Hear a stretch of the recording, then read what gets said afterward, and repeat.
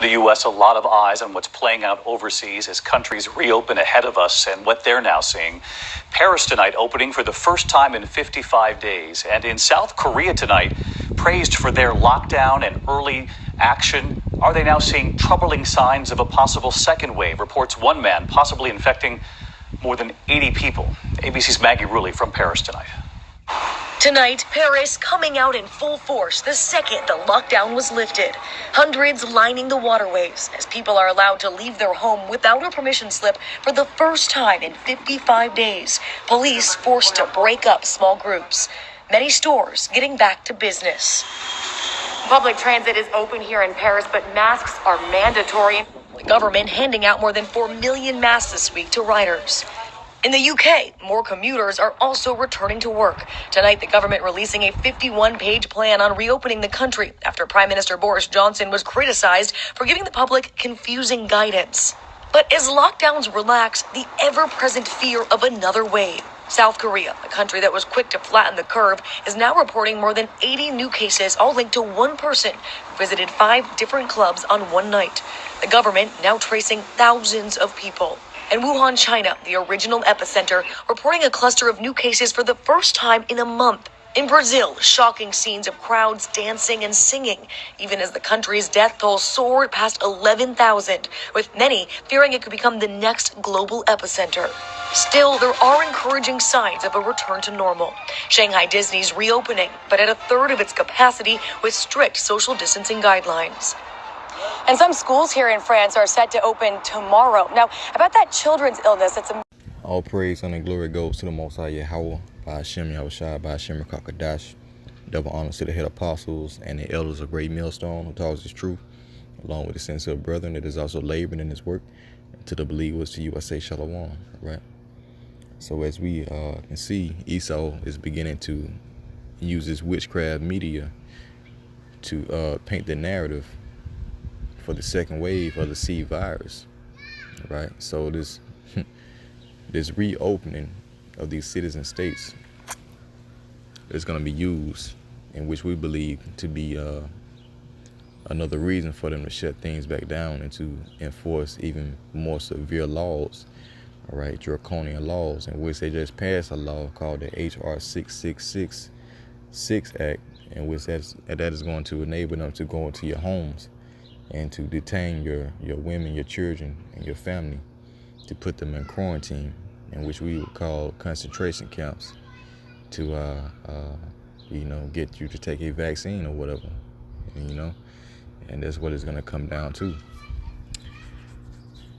Meanwhile, while you got the world that has been put back to sleep with this false flag reopening, we understand the ultimate agenda of E-sau and his system, in which he wants to put an RFID microchip into every living human being on earth, all right, everyone that is remaining, because they're going to depopulate the world's population at the same time by killing off a lot of you so-called Negroes, Latinos, and Native Americans.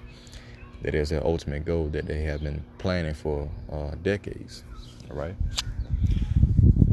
And so we see straight through this man's bullshit. 2 Corinthians 2:11, lest Satan should get an advantage of us, for we are not ignorant of his devices, right? His witchcraft media, right? This Hong Kong media that is put out, a storyline that is put out, talking about one previous COVID recovery gave the virus to like 80, possibly 80 more people after the reopen. Okay, and this is why Fauci is coming out saying that it's entirely conceivable and possible that there will be a second wave.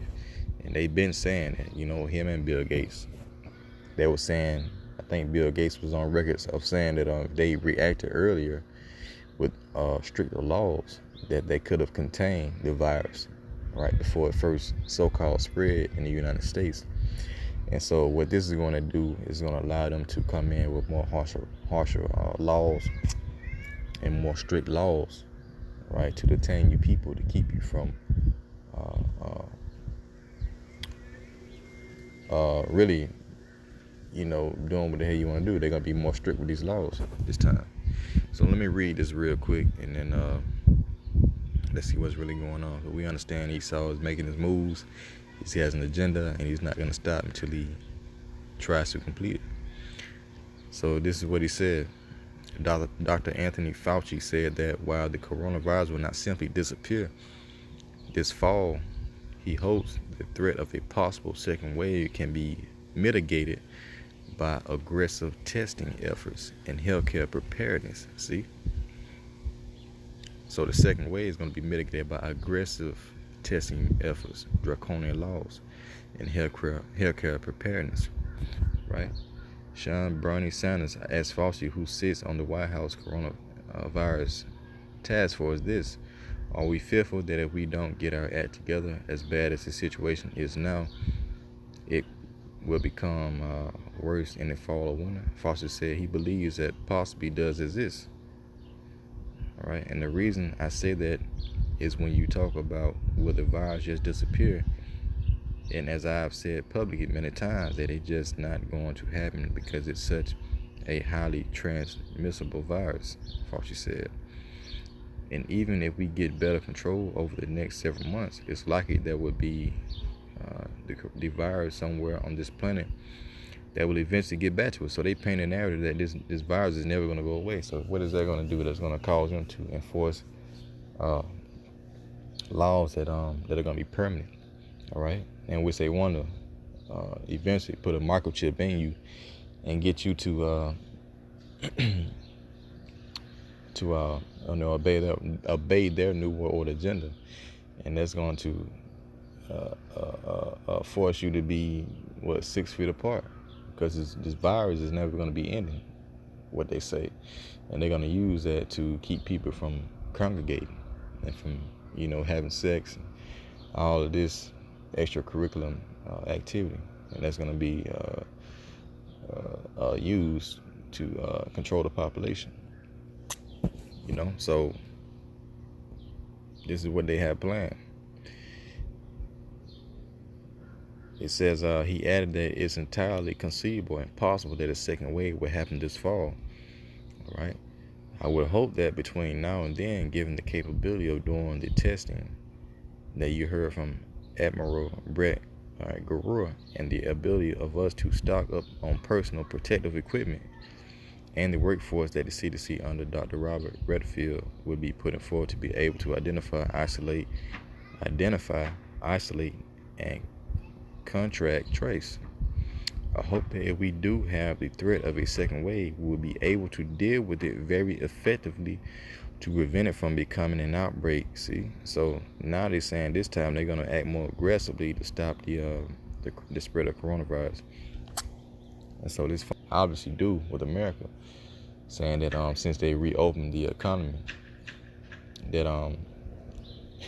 it's going to cause another outbreak.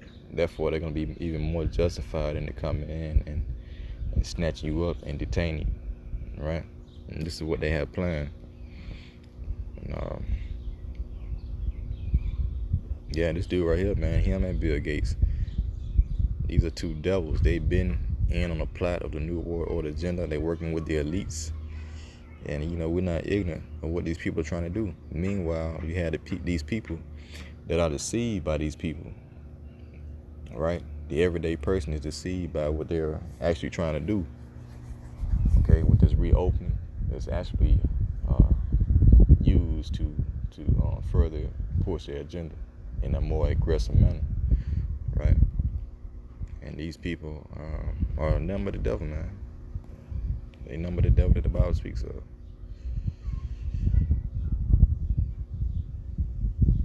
And you can go in and read this for yourself, but as we can see, we know exactly what it's heading, In fact, let me go to a Blue Letter Bible and grab some real quick.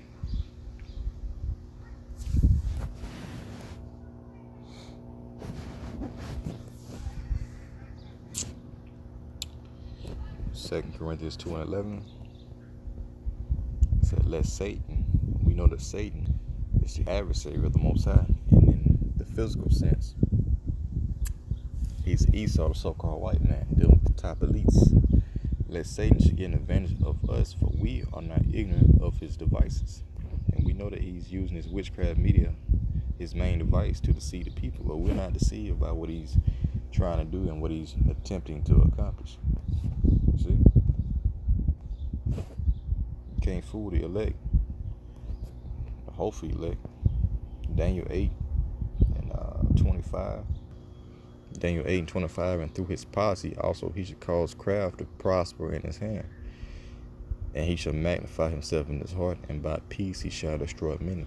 And he's going to destroy a lot of you so-called Negroes, Latinos, and Native Americans by a peace offering with this vaccine. Right? And it's going to come behind it with an RFID microchip. But this vaccine is going to be used to, we don't exactly know what it's going to do, but we know that it's harmful to you so-called Negroes, Latinos, and Native Americans. They have already painted the narrative that you are the culprit of the coronavirus, the C virus, or whatever. All right, and that's going to be, that narrative is going to be used to paint you as being the villain. So they're going to be in your neighborhood snatching you up, getting you to take the vaccine / RFID microchip. And if you do that, the Lord is going to destroy you. All right, and this is the so-called white man. This is the devil that the Bible speaks of. Dealing with the top elites first. He said he shall stand up against the prince of princes, all right, that wants you people ignorantly call Jesus Christ, but he shall be broken without hand, all right. So the Lord is going to destroy this man, because he plans to make war against our Lord Yahushua, but he's going to fare miserably.